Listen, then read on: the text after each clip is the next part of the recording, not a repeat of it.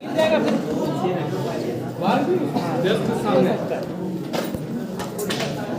बता रहे थे ना।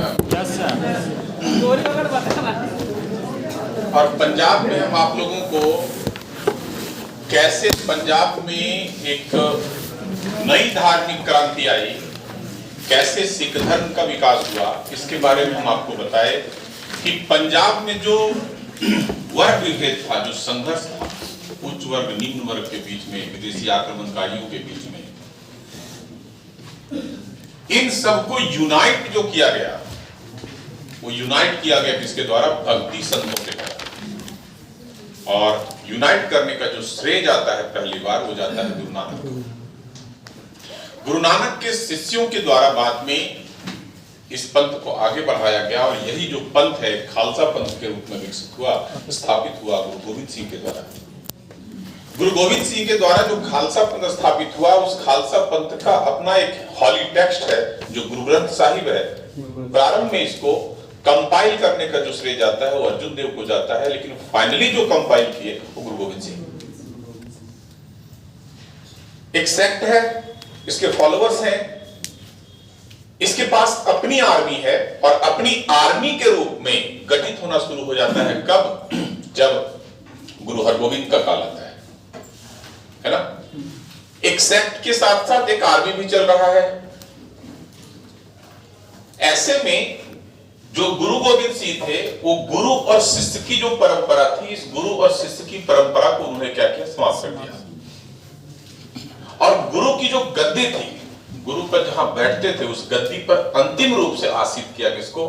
गुरु ग्रंथ साहिब को। अंतिम रूप से, अंतिम जो गुरु है उसके रूप में स्वीकार किया किसको? गुरु गोविंद सिंह को। ये गुरु ग्रंथ साहिब को, गुरु ग्रंथ साहिब अंतिम गुरु के रूप में पूरे के पूरे कॉन्सेप्ट के द्वारा एक्सेप्ट कर लिया गया। और जब गुरु गोविंद सिंह की मृत्यु होती है तो इस सिख कम्युनिटी का कोई गुरु नहीं होता, बल्कि एक धार्मिक नेता होता है ना, रिलीजियस लीडर होता है। ये रिलीजियस लीडर लक्ष्मण देव थे, जिन्हें बंदा बहादुर के नाम से जो जाना जाता है। बंदा बहादुर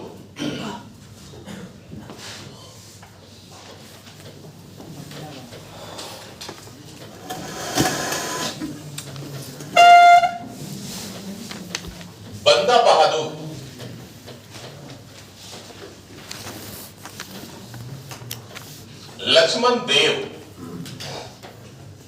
ये जो बंदा बहादुर हैं, सिखों के धार्मिक नेता है। इन्होंने मुगलों के विरुद्ध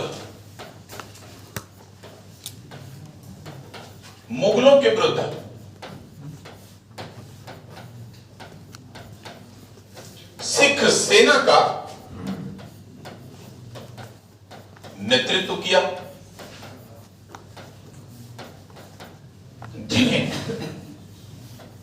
इन्हें मुगल बादशाह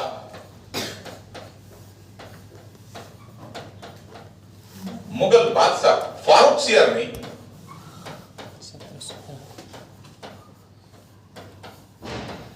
सियर ने क्या किया?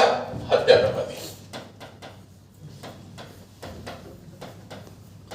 कहां हत्या करवा दी? तो लोहगढ़ किले में। लोहगढ़ किला में जो है इनकी हत्या करवा दिया। ये लोहगढ़ किला कहां है? वही मेहरौली लौह स्तंभ लेख जो है कुतुब मीनार का कैंपस, उसी कैंपस में इन्हें जिंदा चुनवा दिया। जब लक्ष्मण देव या फिर जब बंदा बहादुर की मृत्यु होती है तो जो सिख सैनिक या सिख समुदाय जो यूनाइट थे, अब ये बिखरना शुरू हो जाएगा। बंदा बहादुर की मृत्यु के बाद, बंदा बहादुर की मृत्यु के बाद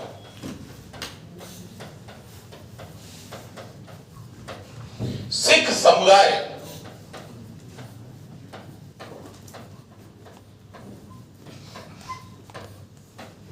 अनेक अनेक वर्गों में बट गए।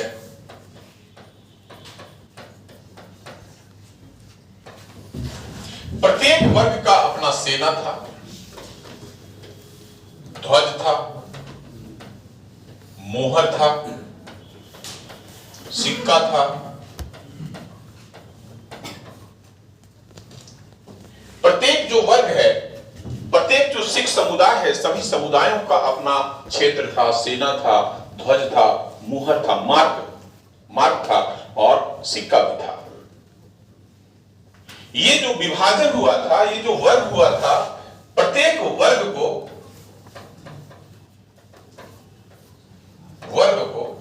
क्या कहा गया? तो इसे मिस्ल कहा गया। ये क्वेश्चन पूछता है कि मिस्ल शब्द किससे संबंधित है? तो मिस्ल शब्द संबंधित है किससे? सिख समुदाय से या पंजाब से।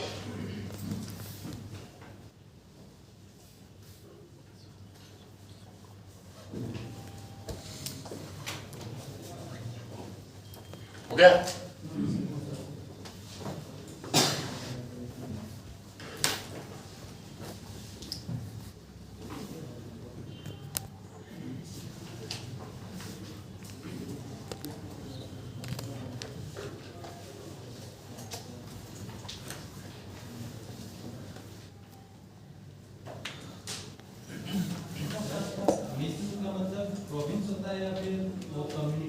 कम्युनिटी, प्रोविंशियल कम्युनिटी है।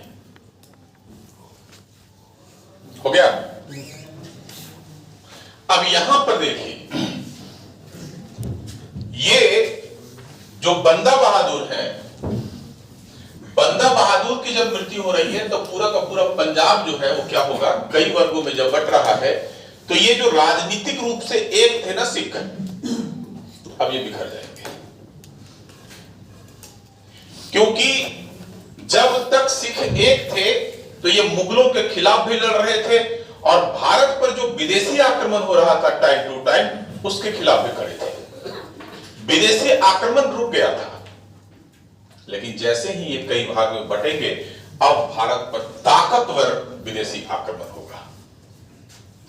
1716 ईस्वी में इनकी हत्या होती है ना? 1716 में जो है इनकी हत्या होती है, और जब इनकी हत्या होती है तो ये कई जब मिस्र में बट गए तो पंजाब में बंदा बहादुर की मृत्यु के बाद, बंदा बहादुर की मृत्यु उपरांत भारत पर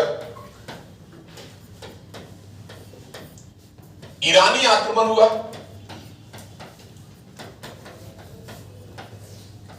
कौन किया? नादिर शाह। और अफगानी आक्रमण हुआ।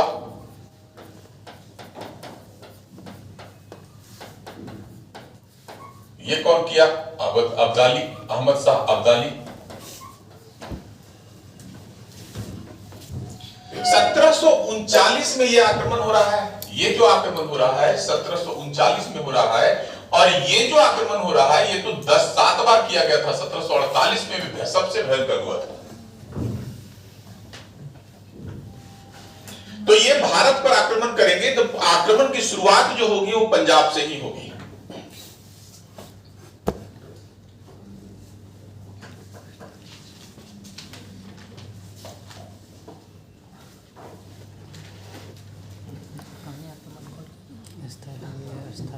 हो गया?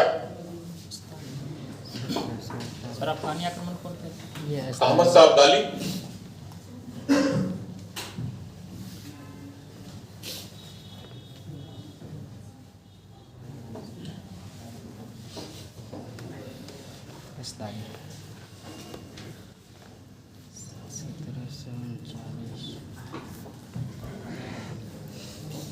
इस समय जो महत्वपूर्ण मिस्ल है वो कौन कौन सा है?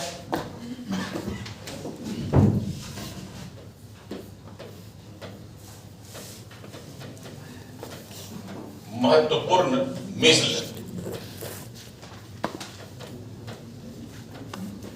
कौन कौन सा है? जैसे सुकरचकिया,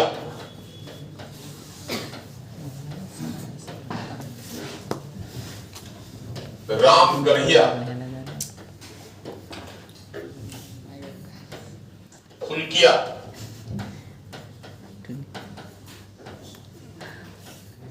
भंगी, कन्हैया। तो ये सब जो है, ये सब क्या है, उस समय के महत्वपूर्ण मिसल थे। सुकर चकिया, सुकर चकिया,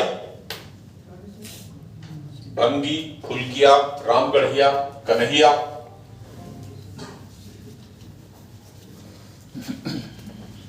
क्वेश्चन कभी पूछेगा कि पंजाब में टोटल कितने मिसल थे? टोटल 12 मिसल थे। मिसल की जो कुल संख्या है, कुल संख्या कितनी थी? तो ये 12 थे।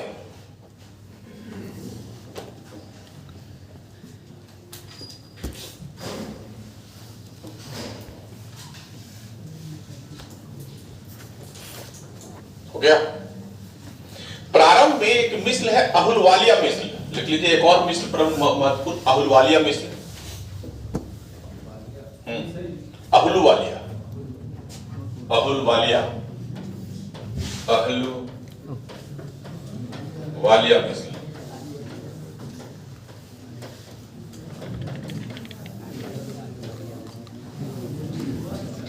ये जो अहुलवालिया मिसल है, इसने स्वयं को बादशाह का उपाधि लिया है ना। इसका जो नेता थे जस्सा सिंह, जस्सा सिंह जो है, ये स्वयं को क्या उपाधि लिए? बादशाह।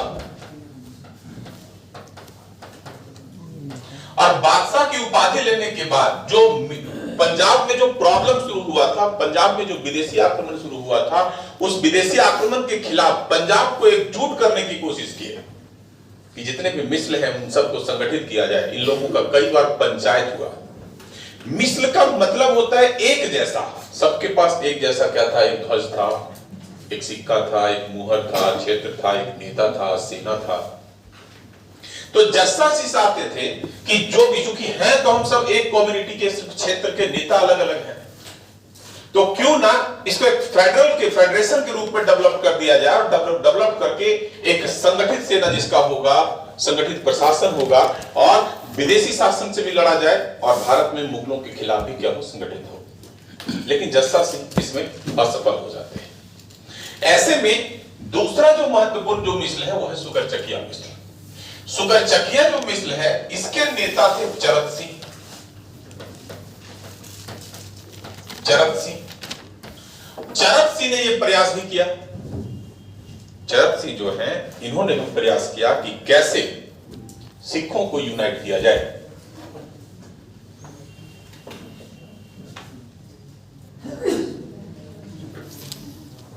हो गया। जिस समय भारत पर अहमद शाह अब्दाली का आक्रमण हुआ था,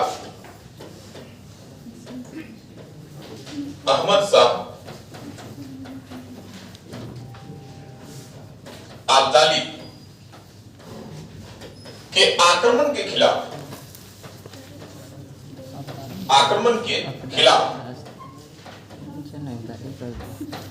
सिखों के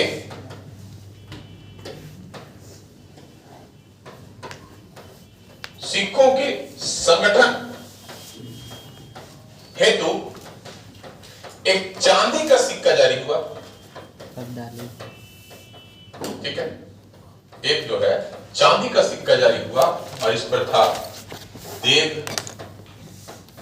तेग और फतेह। ये 3 स्टेटमेंट था। देग, तेग और फतेह नामक चांदी का सिक्का जारी हुआ, ताकि सिख समुदाय को क्या किया सके, यूनाइट किया जा सके।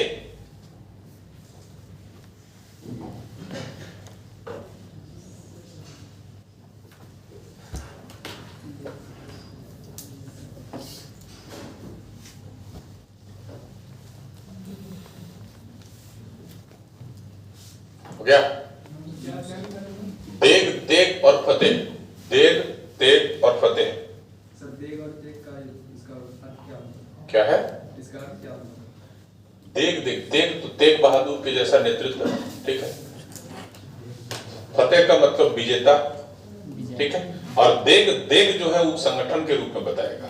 एक प्रकार का क्या है, ये मुद्रा लेख पर दिया गया था, चांदी के सिक्का पर दिया गया एक मार्क है। अब यहां पर देखिएगा कि चरक सिंह प्रयास करेंगे कि फिर से इन मिसलों को क्या किया जाए, यूनाइट किया जाए।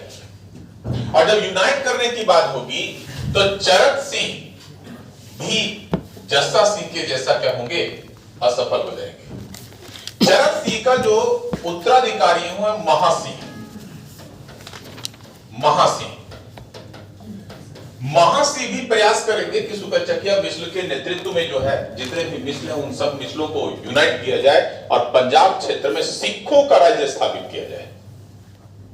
महासिंह कोशिश करेंगे कि पंजाब क्षेत्र में जो है सिखों का राज्य संगठित किया जाए, लेकिन ये भी असफल हो जाएंगे।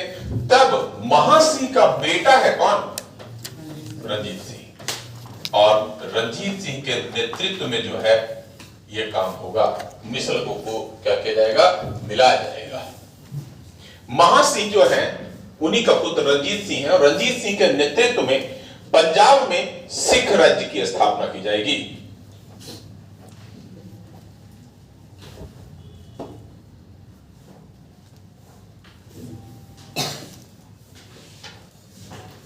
हो गया।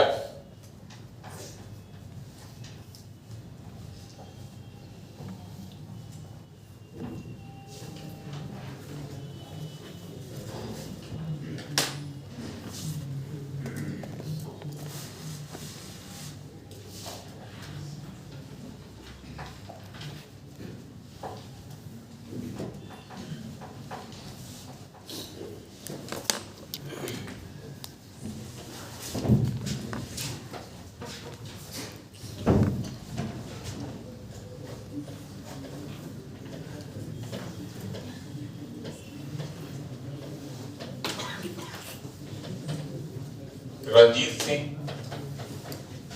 सबसे पहले तो जो सबसे ज्यादा प्रश्न पूछता है वो ये किस मिस्ल से संबंधित थे, तो ये सुकर चकिया मिस्ल से संबंधित थे। सुकर चकिया मिस्ल के संबंधित थे।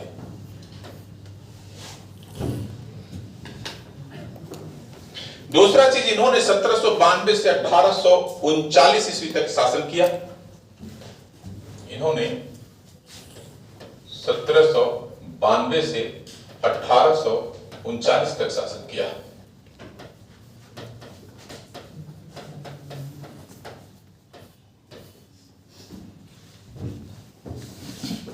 रंजीत सिंह ने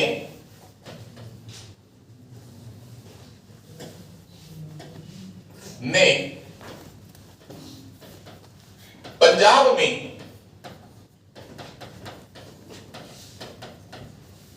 सिख राज्य की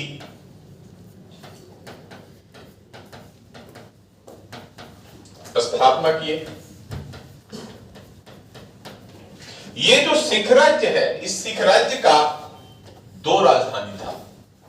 इसका जो राजधानी है वो दो राजधानी, एक अमृतसर और दूसरा लाहौर। अमृतसर जो है वो सिखों की धार्मिक राजधानी है, धार्मिक राजधानी, और जो लाहौर है यह राजनीतिक राजधानी थी, राजनीतिक राजधानी थी।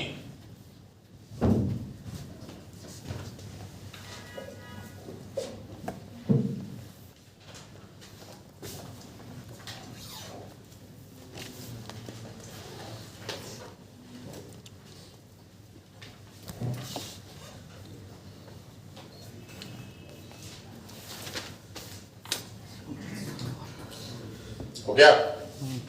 क्वेश्चन पूछेगा कि रंजीत सिंह ने लाहौर किससे छीना था, तो भंगी मिस्ल से, मिस्ल से छीनकर राजधानी बनाया, राजधानी बनाया।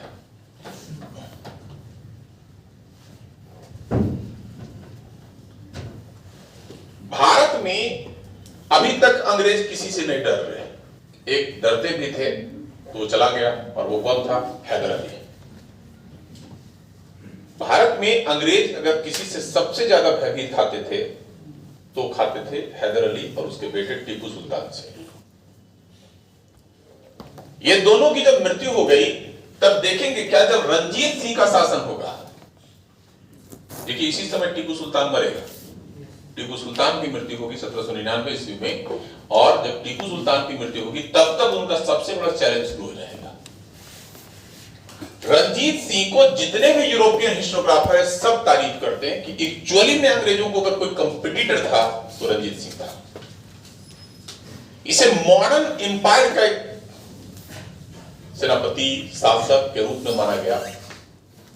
जब रंजीत सिंह का शासन आया तो रंजीत सिंह के काल में अंग्रेजों के खिलाफ दो ही लोग हैं, एक रंजीत सिंह और दूसरा रसिया। इस समय तक रसिया भारत पर आक्रमण की प्लानिंग बना रहा है,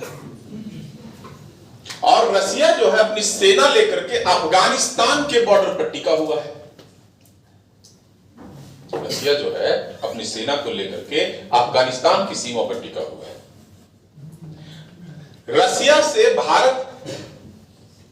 रसिया अंग्रेजों से भारत छीन ना ले, इसलिए लॉर्ड मिंटो रंजीत सिंह से मिलेगा और रंजीत सिंह को कन्विंस करेगा कि रसिया कितना खतरनाक है। वो बताएगा कि रसिया क्या करेगा, पूरी दुनिया को लूटने के जो मिशन पर निकला हुआ है, तो सबसे पहले हमको लूटने के पहले तो आप ही को लूटेगा। जब रंजीत सिंह से मिला तो रंजीत सिंह से मिलने के बाद वो अफगानिस्तान के शासक से मिला, शाह शुजा से मिला।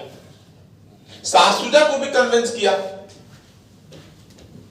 वो जो है शाह शुजा को भी कन्विंस करता है, और जब शाह शुजा को कन्विंस कर लेता है कि अगर पंजाब तभी लूटेगा जब पहले अफगानिस्तान को लूट लेगा, तो अंग्रेजों ने यह तय कर लिया कि अब हम नहीं लड़ेंगे अंग्रेजों के खिलाफ, रसिया के खिलाफ हम नहीं लड़ेंगे, क्योंकि रसिया के सैनिक पूरी दुनिया में फेमस हैं, वैसे ही जैसे आज चीन के सैनिक फेमस हैं। चीन के सैनिकों को अभी क्या कहा जाता है? चींटियों का दल। जैसे चींटी लोग एक बार हमला नहीं कर देता, वैसे ही चींटी लोगों के जैसा वो वार करेंगे। उनका पहला प्लानिंग यही है। ऐसे ही था रसिया के सैनिक। तो रसिया के आक्रमण से बचने के लिए अंग्रेजों ने क्या किया? रंजीत सिंह और शाह शुजा के साथ समझौता कर लिया। लेकिन इसके पहले क्या हुआ? जब रंजीत सिंह ने सिख राज्य की स्थापना कर ली तो इस राज्य पर अहमद शाह अब्दाली का बेटा भारत पर आक्रमण करने लगा। रंजीत सिंह के काल में, इसके काल में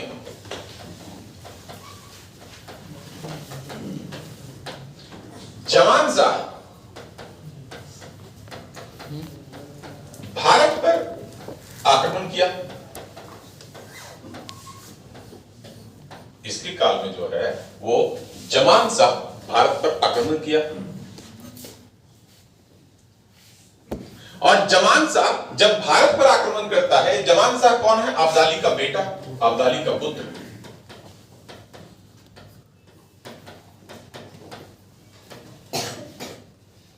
तो जमान शाह को रंजीत सिंह पराजित कर देते हैं। रंजीत सिंह से पराजित हो गया, रंजीत सिंह से पराजित हो गया। और जब रंजीत सिंह से पराजित हो गया तो जमान शाह रंजीत सिंह से दोस्ती करने के लिए तैयार हो गया। इससे बेहतर होगा कि मिलकर के शासन किया जाएगा, इसके साथ मित्रता की जाए। तो जमान शाह ने, इसने रंजीत सिंह को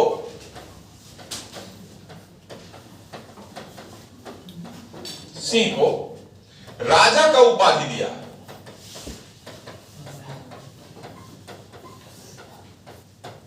है ना? अब इसे राजा के रूप में एक्सेप्ट करना है किसको? रंजीत सिंह। कभी क्वेश्चन पूछेगा कि किसने रंजीत सिंह को राजा की उपाधि दी, तो किसने दिया? जमान साहब।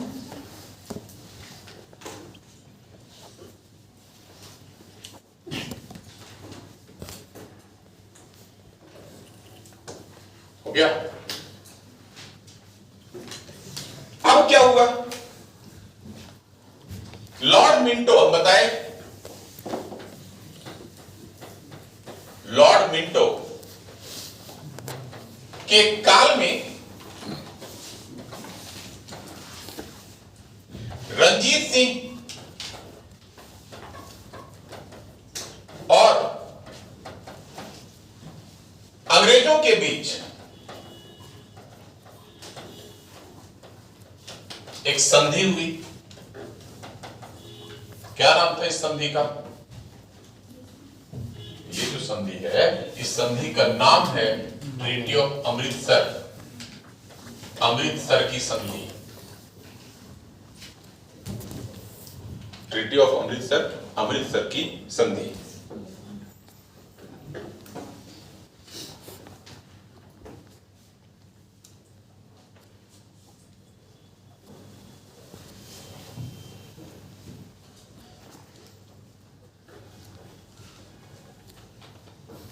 हो गया।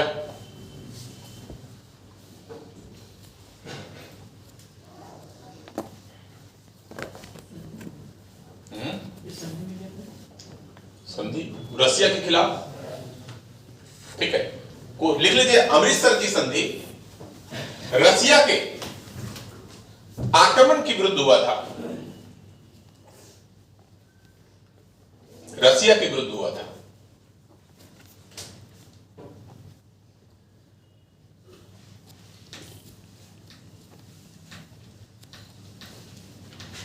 इसी बीच क्या होता है कि रंजीत सिंह का जब शासन काल था, तभी अफगानिस्तान में अब्दाली का पुत्र है कौन? जमान शाह।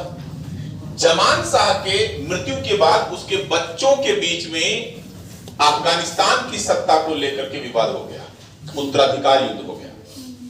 और जब उत्तराधिकार युद्ध हो गया, तो इस उत्तराधिकार में एक्चुअल जो सक्सेसर था वो था शाह शुजा। शाह शुजा को उसके भाइयों ने उसके पोस्ट से हटा करके अफगानिस्तान की सत्ता पर कब्जा कर लिया। और जब अफगानिस्तान की सत्ता पर कब्जा कर लिया, तो किसी तरह से जान बचा करके शाह शुजा लाहौर तक पहुंचा। और जब लाहौर तक पहुंचा, तो शाह शुजा की पत्नी रंजीत सिंह से मिलने आती है और रंजीत सिंह से अफगानिस्तान की सत्ता प्राप्त करने के लिए या उत्तराधिकार के युद्ध में सहयोग देने की मांग करते हैं। यहां ये ध्यान रखिएगा कि रंजीत सिंह अब सेंट्रल एशिया से डर नहीं रहा है। जमान साहब को पराजित किया, जमान साहब को मजबूर किया कि वो उसकी बात मानेगा। जमान साहब का जो राजनीतिक पीरियड था, उसके पीरियड में अफगानिस्तान में रंजीत सिंह की तूती बोलते थे। दूसरा चीज क्या है कि जब अफगानिस्तान में उत्तराधिकार का विवाद शुरू होता है, तो इस उत्तराधिकार के विवाद को भी दूर करते हैं कौन? रंजीत सिंह। अफगानिस्तान के उत्तराधिकार में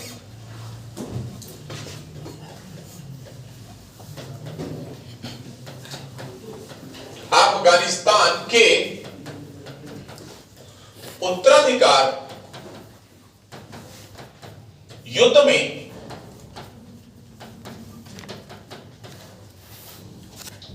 रंजीत सिंह ने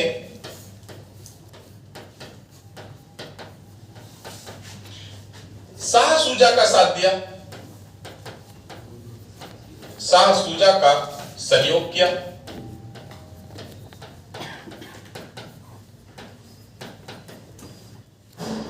जिसके बदले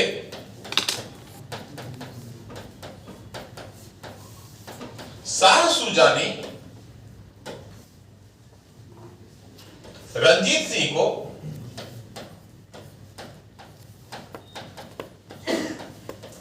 क्या दिया? कोहिनूर हीरा उपहार में दिया। शाहसुजा जो है वह रंजीत सिंह को कोहिनूर हीरा उपहार में देता है।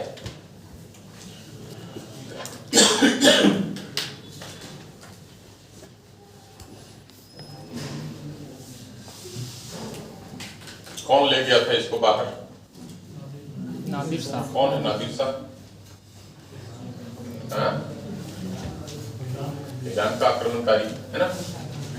तो यहां पर फिर से रंजीत सिंह से सेंट्रल एशिया में संपर्क हुआ। अब भारत पर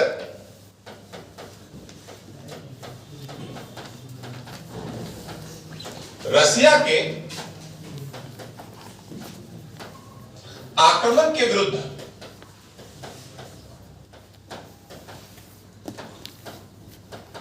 त्रिपक्षीय समझौता हुआ। कौन कौन? तो शाहसुजा,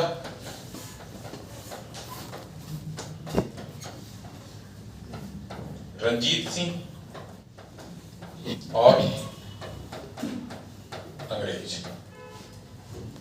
त्रिपक्षीय समझौता होता है, ट्रायंगल जो से ट्रीटी होता है, और यह ट्रीटी 3 लोगों के बीच, शाहसुजा, रंजीत सिंह और अंग्रेजों के बीच हुआ।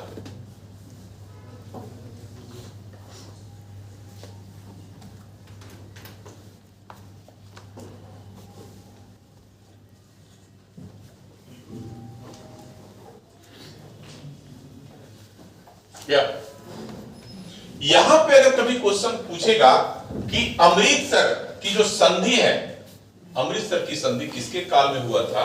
तो लॉर्ड मिंटो के काल में।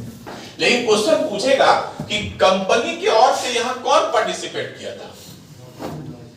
कौन भाग लिया था? क्वेश्चन पूछेगा कि रंजीत सिंह से किस अंग्रेजी दूत ने या प्रतिनिधि ने अमृतसर की संधि ली थी? किसने किया था पता है? उसका नाम है चार्ल्स मैटकॉफ। ठीक है, अमृतसर की जो संधि है, इस अमृतसर की संधि में कौन भाग लिया था? Charles Metcalfe. नाम सुने इसका? कैसे जानते हैं इसको? इतना फेमस क्यों है ये?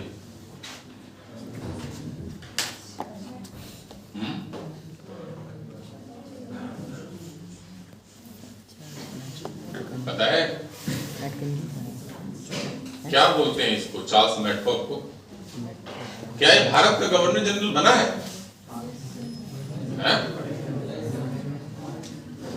चार्ल्स मैटकॉफ जो है ये भारत का गवर्नर जनरल रहा है। ये भारत का गवर्नर जनरल रहा है और कुछ ही दिन के लिए रहा है, बट इसने एक रिवोल्यूशनरी काम करके गया था। भारत में सबसे जो खराब गवर्नर जनरल रहा है उसका नाम है लॉर्ड लिटन। नाम सुने? क्या किया था? वर्नाकुलर जो प्रेस एक्ट था ना, वो वर्नाकुलर प्रेस एक्ट लाया था। क्या था उसमें? प्रेस को रेगुलेट कर रहा था, है ना। जितने सारे जो लोकल प्रेस थे या जो इंडियन लैंग्वेज में जो पब्लिश किया जा रहा था, उन सबको पब्लिश करने से पहले ब्रिटिश ईस्ट इंडिया कंपनी में वो दिखाया जाता, उसके बाद उसको छापे जाते। ऐसे में उसने प्रेस को बोलते ना आर्टिकल 19(1)(a), उस आर्टिकल 19(1)(a) को क्या किया था? छीन लिया था। बोलने की जो आजादी थी, प्रेस की जो आजादी थी, उसने छीन लिया था। लिटन का के कुछ दिन बाद ये बनता है भारत का गवर्नर जनरल, और जब ये बनता है कि इसने आते ही प्रेस को मुक्त कर दिया। इसीलिए भारत में प्रेस का मुक्तिदाता कहा जाता है इसको। अगर कभी बोलेगा कि निम्नलिखित में से किसको भारत में प्रेस का मुक्तिदाता कहा जाता है, तो किसको कहा जाता है? चार्ल्स मैटकॉफ को। जब इसने वर्नाकुलर प्रेस एक्ट को रिमूव कर दिया, हटा दिया, तब अंग्रेज और ईस्ट इंडिया कंपनी सब इससे चिढ़ गए। बाद में इसे हटा करके लॉर्ड रिपन को लाया जाता है। और लॉर्ड रिपन जो है भारत का सबसे बेहतर जो है सो गवर्नर जनरल है। वो तो वर्नाक्युलर प्रेस एक्ट फिर से लाया नहीं, हाँ और अधिकार दे दिया। क्या अधिकार दे दिया? अधिकार दिया लोकल सेल्फ गवर्नमेंट का। याद है ना, बताए थे आप लोगों को। तो लोकल सेल्फ गवर्नमेंट का अधिकार जो है सो लॉर्ड रिपन दे दिया। तो सबसे जो बदमाश था लॉर्ड लिटन, सबसे जो अच्छा है वो है लॉर्ड रिपन अधिकार देने के मामले में। लेकिन काम करने के मामले में अगर सबसे बेहतर कोई भारत का गवर्नर जनरल रहा है तो वो रहा है लॉर्ड डलहौजी। हकीकत है कि लॉर्ड डलहौजी अगर भारत का गवर्नर जनरल नहीं होता ना तो हमारे पास इतना बड़ा भारत नहीं होता। आसान नहीं था। बना बनाया सरदार वल्लभ भाई पटेल को मिला तब इतनी मशक्कत हुई उनको। अब समझिए जो डलहौजी जितना जो करके जो बंदूक के दम पर जिसको नाक में डाल करके बोला तुम साइन करो, वो आपको बड़ा सा भारत बना करके दिया है। उनको बताने में एक तो कितना दिक्कत होती है। तो लॉर्ड डलहौजी भी एक भारत में जितने भी गवर्नर जनरल है, अगर कभी क्वेश्चन पूछेगा कि ऑल इंडिया बनाने के अगर किसी अंग्रेज को जाता है तो वो जाता है लॉर्ड डलहौजी। देखिए राजनीतिक रूप से जोड़ने के बजाय लॉर्ड डलहौजी ना ऐसा नहीं है कि केवल बंदूक के दम पर उसको भारत में मिलाया, ईस्ट इंडिया कंपनी के टेरिटरी में मिलाया, बल्कि वो परमानेंट बना रहे ना, इसके लिए बहुत सारा काम किया। क्या क्या काम किया? पूरा का पूरा भारत को रेलवे लाइन से जोड़ दिया। भाई अलग नहीं हो गया। दूसरा चीज है कि जब रेलवे लाइन से जोड़ दिया तो उस रेलवे लाइन के प्रोडक्शन के लिए एडमिनिस्ट्रेशन सिस्टम खड़ा कर दिया। जो पुलिस यहां काम करेगा वही पुलिस वहां वाला भी काम करेगा। यूनिफिकेशन हो रहा है, एडमिनिस्ट्रेशन में यूनिफिकेशन हो रहा है। तीसरा चीज है कि पूरा का पूरा जो डाक तार सिस्टम था, पोस्टल सिस्टम था, जो कम्युनिकेशन सिस्टम था, उसको स्मूथ कर दिया। क्वाइन सिस्टम था, मेजरमेंट सिस्टम था, उसको पूरे जितना भी ब्रिटिश टेरिटरी था उन सब में एक जैसा लागू कर दिया। और जब एक जैसा वो लागू कर देता है तो एक चीज ध्यान रखिएगा, उसने बड़ा भारत बना करके दिया, बट उसी के कारण यह महसूस भी हुआ कि भारत भारतीयों का है, अंग्रेजों का नहीं। भारत जो है, एक चीज और भी ध्यान रखिएगा कि ये सब चीज जो काम कर रहा है वो भारत को बनाने के लिए नहीं कर रहा, वो अपना एक्सप्लॉइट करने के लिए कर रहा। बट फाइनली उसके एक्सप्लॉइटेशन के पीछे हम लोगों का हित भी आया है, और उसी हित के कारण लॉर्ड डलहौजी ने बहुत सारे ऐसे काम किए जिसमें सबसे जो बड़ा पॉलिसी है उसका डॉक्ट्रिन ऑफ लैप्स है ना, राज्य हड़प की नीति। तो जो चार्ल्स मैटकॉफ है, ये चार्ल्स मैटकॉफ पहली बार चर्चा में आता है अमृतसर की संधि में। अमृतसर की सफलतापूर्वक जब संधि कर लेता है, क्योंकि सबसे ज्यादा डर जो था वो था रसिया से। इस समय भी जो सबसे ज्यादा डर था वो रसिया से था, और रसिया के खिलाफ इसने जो त्रिपक्षीय संघर्ष बनाने में मजबूत कदम उठाया था, जिसके कारण ये केंद्रीय राजनीति में, बंगाल की राजनीति में पकड़ बना लिया था। अब यहां पर देखेंगे कि सब कुछ ठीक चल रहा था। अंग्रेज भी डरे हुए थे कि कहीं रंजीत सिंह बदल ना जाए, क्योंकि रंजीत सिंह से सामना करना आसान नहीं है। इसलिए सामना करना आसान नहीं है क्योंकि हम लोग बंदूक लेकर के पीछे से आगे बैठे हुए, पीछे से मार दिया तब, क्योंकि गुरिल्ला युद्ध में माहिर थे ये। अब समझिए अफगानिस्तान के सैनिकों को आज बम बारूद से भी अमेरिका नहीं हरा पाया है, आज तक नहीं हरा पाया है। वो सैटेलाइट टेक्नोलॉजी से ही मार सकता है उसको। अफगानिस्तान के लोगों को हराना आसान नहीं है, क्योंकि वो लोग बाय बॉर्न आर्मी होते हैं। उन लोगों को आर्मी की ट्रेनिंग नहीं देनी पड़ती, क्योंकि उन लोगों का स्ट्रगल लाइफ इतना है कि वो जन्म से आर्मी होते हैं, और ये बात अमेरिका जानता है। तो वहां पर एक ही चीज है, क्योंकि बिगाड़ा भी अमेरिका ही उन लोगों को, बनाएगा भी अमेरिका। तो वहां पर रिफॉर्म्स करने में जो पैसा खर्च हो रहा है ना, देखिएगा अमेरिका वहां छोड़ करके गया, उसके पहले वो रिफॉर्म कर रहा था, भले अकेले नहीं कर रहा था, भारत भी उसको सपोर्ट कर रहा था, जितने भी एशियन कंट्रीज थे वो भी सपोर्ट कर रहे थे। लेकिन अमेरिका जैसे छोड़ करके जाएगा, फिर तालिबान वहां आ जाएगा। कितना, एक सप्ताह में भारत आ गया, तालिबान कब्जा कर लिया, हार गया ना अमेरिका। अमेरिका की जीत तभी मानी जाती जब तालिबान की सत्ता वहां नहीं होती। तो पिछले कितने वर्ष से 1989 से वो अफगानिस्तान में सुधारने की कोशिश कर रहा है। अरबों नहीं खरबों रुपया वो अफगानिस्तान को बर्बाद कर दिया, लेकिन आज तक वो अफगानिस्तान की स्थिति को ठीक नहीं कर पाया। अब इतना ताकतवर देश ने ठीक कर पाया, तो ये किसने कैसे ठीक कर दिया? क्योंकि ये भी तो वही है। तो ये चीज जानता था कि अफगानिस्तान के आर्मी और इसमें आर्मी बेहतर ये है, ये आर्मी इसलिए बेटर है क्योंकि ये मॉडर्न पैटर्न पर ट्रेनिंग दे रहा है अपने आर्मी को। आधुनिक हथियार है इसके पास, जनजात जो सैनिक भी है इसके पास, लड़ने की क्षमता भी है इसके पास। लड़ने की क्षमता के अलावा इनके पास राजस्व भी है। कहां है? पंजाब में। और जब पंजाब में है, सुरक्षित राजधानी भी है इसके पास। हर एंगल से जाइए, क्यों ना इसके पास पहले इसको अपना मित्र बनाया जाए, हमला नहीं किया जाए। इसके पहले देखिएगा सब पर धमकी जैसा बात करेगा, यहां तक कि हैदर अली को भी धमकी दिया था। ये फ्रांस के जैसा राजनीति जिस तरह से व्यापारिक अधिकार दिया है, हमको भी वैसा ही व्यापारिक अधिकार दो। हैदर अली देने से इनकार कर दिया तो प्रथम आंग्ल मैसूर युद्ध हुआ, अंग्रेज हार गए। अंग्रेज क्यों हार गए? क्योंकि अंग्रेज जिस प्रकार की सेना बनाए थे वैसा ही सेना तो हैदर अली बनाया था, इसलिए वो हार गए। तो ऐसे में अंग्रेजों ने रणजीत सिंह की ताकत को जान लिया था और उसको मित्र बनाने को ठान लिया था। लेकिन गड़बड़ी तब हो जाती है कि अचानक इसकी मृत्यु हो जाती है, पंजाब बिखर जाएगा। रणजीत सिंह ने जिस ताकतवर राज्य का गठन किया था उसके बारे में अंग्रेज सोच भी नहीं सकते थे कि उन लोगों को बना बनाया जो एक सिक्योरिटी मिल जाएगा।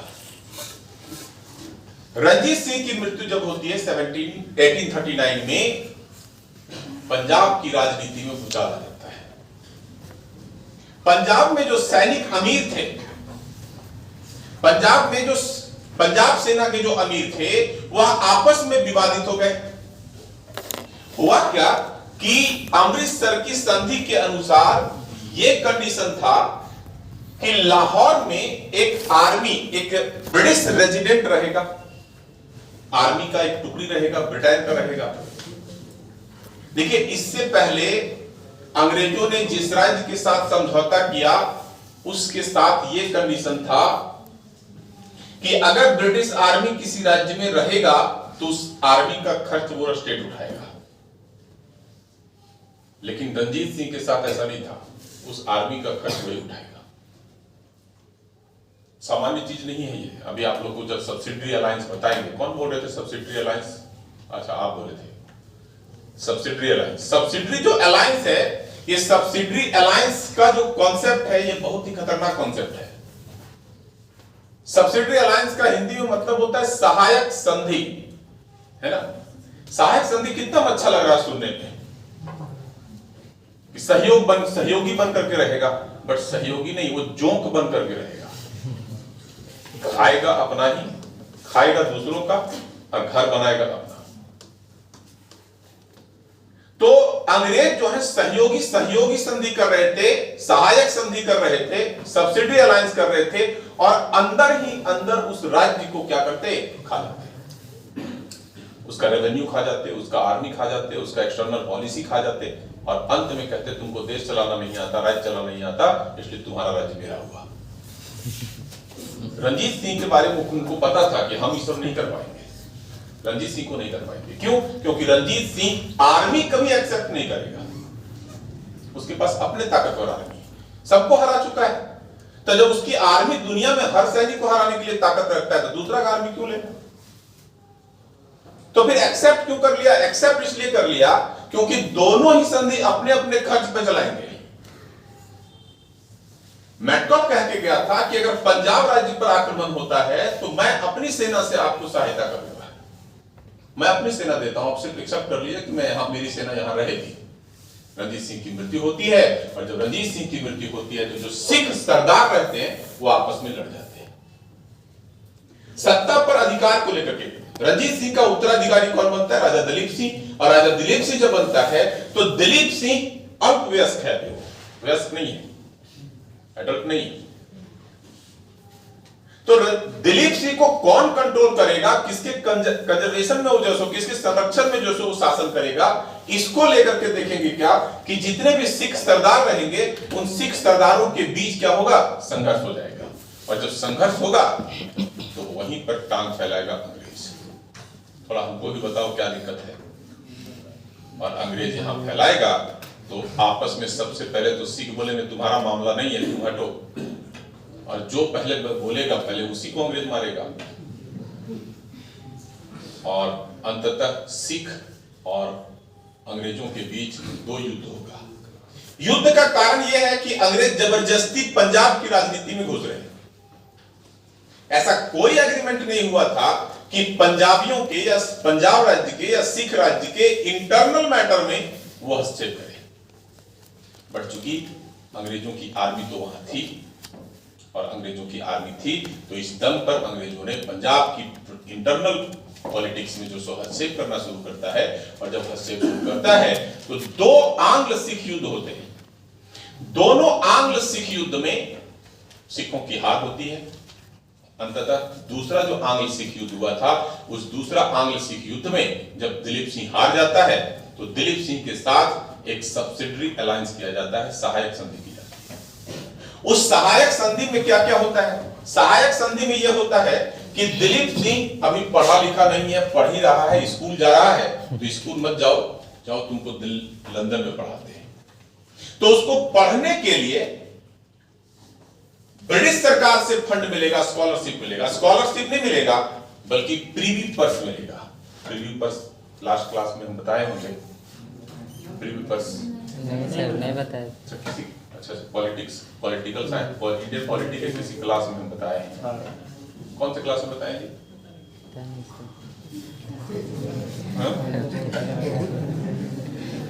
प्रीवी पर्स क्या होता है वो समझ लीजिए, ज्यादा डिटेल हम नहीं जाएंगे, कभी कभी क्लास में और टॉपिक आ जाता है इसलिए बता देते हैं। प्रीवी पर्स क्या था ना कि जब भारत में 543 राज्य थे ना, देसी राज्य, प्रिंसली स्टेट, तो भारत में मिलने के लिए तैयार नहीं थे कि हम भारत में नहीं मिलेंगे, हम अलग राज्य रहेंगे। बैठिए हाँ, आप ही को बोल रहे थे। तो प्रिंसली जो स्टेट है ये भारत में मिलने के लिए रेडी नहीं थे।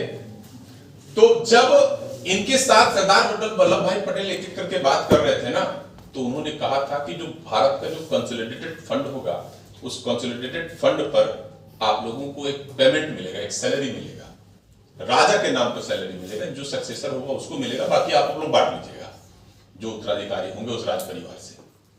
सामान्य पैसा नहीं था, वो अरबों खरबों में बढ़ता, मतलब कॉमन पीपल का टैक्स का पैसा राजाओं में दान के रूप में बढ़ता। उसी को कहा जाता है प्रीवी पर्स। और इसी प्रकार ऐसा ही एक मिलता था किसको? रंजीत सिंह को। किससे? ब्रिटेन के। जैसे ब्रिटेन में भी है ना, जैसे देखेंगे क्या कॉमन पीपल के टैक्स से पैसा मिलता है महारानी को, महाराज को।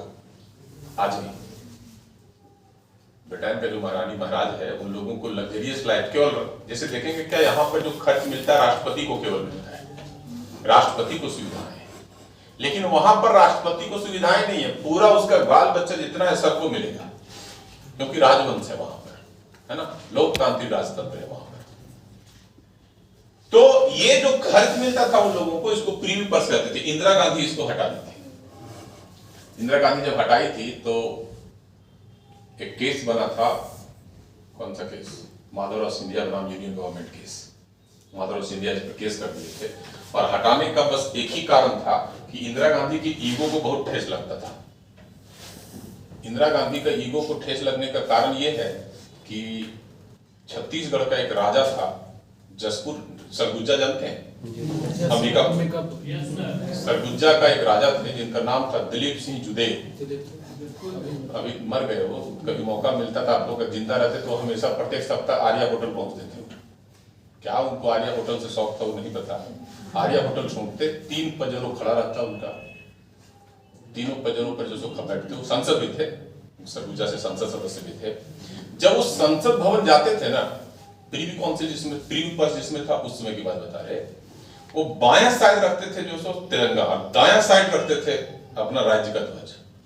ये इंदिरा गांधी को पसंद नहीं था, बोला था ये तो हम देखना पसंद नहीं करेंगे। बार बार उनको इंस्ट्रक्शन दिया गया पार्लियामेंट्री कमेटी के द्वारा कि आप ऐसा ना करें, लेकिन वो बड़ी बड़ी मूंछ थी तो मूंछ दे करके ऐसे बात करते थे वो। बोले ठीक है, तो जो जिस पर फुटानी कर रहे वही बंद कर देते हैं। तो इंदिरा गांधी को पर्स बंद कर दी, फिर उछलने लगे। तो जब दुलेप सिंह जूदे पर ज्यादा पावर था नहीं, हाँ इंडिविजुअल पावर था उनके पास, बट वो उतना बड़ा राज्य नहीं था उनके पास कि वो इंदिरा गांधी का सामना कर सके। तो इंदिरा गांधी के खिलाफ चले गए कौन? माधवराव सिंधिया, यही ज्योतिरादित्य सिंधिया के पिताजी। और माधवराव सिंधिया जो है केस कर दिए, और केस जब कर दिए तो उनके साथ इंदिरा गांधी का कुछ अपना पर्सनल जो सो हो गया समझौता, वो केस नहीं खत्म हो गया, सुप्रीम कोर्ट खारिज कर दिया वो केस, जिसमें बैंकों का नेशनलाइजेशन हुआ था ना 1969 में, उसी समय ये घटना है, उसी समय की घटना है। तो ऐसा ही प्रीवी पर्स जो है देने को लेकर के बात हुआ कि एक पेंशन मिलेगा, एक पेंशन ही मान लीजिए राजाओं को पेंशन, तो ब्रिटिश सरकार के फंड से पेंशन मिलेगा। उस पेंशन के दम पर जो भी दलीप सिंह के राज परिवार के थे सब लंदन शिफ्ट हो जाएंगे, A to Z। पंजाब राज्य अंग्रेजों के पास आ जाएगा, और दिलीप सिंह को पढ़ने के लिए कहां डिजल सीट दिया जाएगा? ऑक्सफोर्ड यूनिवर्सिटी में। वो वहीं पढ़ने लगे। उसके बाद आज तक वो लोग आज तक नहीं आए हैं, लेकिन खुशी की बात यह है कि आज तक उन लोगों को प्रीवी पर्स मिल रहा है। आज तक ब्रिटिश सरकार के फंड से आज तक पंजाब में लंदन में जो दिलीप सिंह के परिवार वाले हैं उन लोगों को आज तक वो पैसा मिल रहा है। कितना? अरबों में। उनका जो पैलेस है ना, वो बर्मिंघम पैलेस से सटा हुआ है। बर्मिंघम पैलेस दुनिया का सबसे बड़ा घर है, ठीक है? कितना घर, कितना कमरा होगा उसमें बताइए तो? 8,863 कमरा है उसमें। पर्सनल यूनिवर्सिटी है, पर्सनल हॉस्पिटल है, पर्सनल स्कूल है, सारा का सारा फैसिलिटी उसके अंदर। मतलब लोगों का पर्सनल शॉपिंग करने को, उसका जो परिवार है ना, उस परिवार में, रॉयल परिवार के लिए खरीदने के लिए पर्सनल क्या बोलते मॉल है, क्या बोले सर? कितना दाम है उसका? 3000 ट्रिलियन। मतलब उतना तो देश का जीडीपी नहीं है भारत का। 3000 ट्रिलियन मतलब खरबों नहीं, मतलब और लाखों खरबों में उसका दाम। और उसी छत पर जो सो इंदिरा महात्मा गांधी धोती पहन के चढ़ गए थे।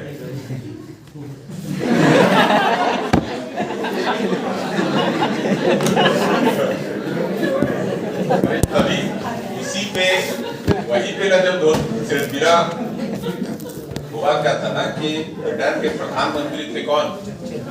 नहीं, ब्रिटेन के प्रधानमंत्री थे बुला दिए था MacDonald, Ramsay MacDonald. Ramsay MacDonald जो है अपने दोस्त के साथ, उन दोस्त का नाम था फ्रैंक मॉरिस, ठीक है? फ्रैंक मॉरिस के साथ बर्मिंघम पैलेस के टॉप पर खड़ा होकर के धूप ले रहे थे। ठंडा का समय था, पूरा head jacket shoe top to bottom एकदम ठंडे कपड़े से खड़े थे एकदम। अब बात कर रहे थे, तभी गांधी जी लाठी लेकर के आधी धोती को खोल के, आधी धोती में उस कड़कड़ाती ठंड में आधी धोती पर जब वो सीढ़ियां चढ़ रहे थे ना, तब फ्रैंक मॉरिस बोले थे कि डोनाल्ड, अगर ऐसा 5 आदमी हो गया ना अभी इंडिया में, तो आज भारत को तुमको आजाद करना होगा आज। डोनाल्ड पूछे ऐसा क्यों? बोले हम लोग इस ठंड में इतना हेड जैकेट सब पहन करके कड़कड़ा रहे हैं, और ये फकीर आदमी आधा धोती में पहन करके चला रहा जिस पर पेड़ थे। वही फकीर शब्द सबसे पहले प्रयोग किया था फ्रैंक मॉरिस। और फ्रैंक मॉरिस जब प्रयोग किया तो ये कंजर्वेटिव पार्टी का आइडल वर्ड बन गया। और बाद में विंस्टन चर्चिल इसी को नेकेड फकीर कह करके पुकारना शुरू कर दिया, ताकि गांधी को अपमानित किया सके। पर गांधी जी किस आइडियोलॉजी के थे चर्चिल को तो बाद में पता चलता है 1942 के बाद। तो नेकेड फकीर शब्द कहना, फकीर शब्द कहना पहली बार जो है वो फ्रैंक मॉरिस कहा है। नेकेड फकीर कहते उसको रिपीट करना वो कहता है कौन? Winston Churchill. ठीक है, तो पंजाब भी खत्म हो गया। ठीक ना, 2 फैक्ट लिख लीजिए। क्या हुआ? फैक्ट कर दिए? अगला क्लास में लिख दीजिए। खतरनाक आदमी है।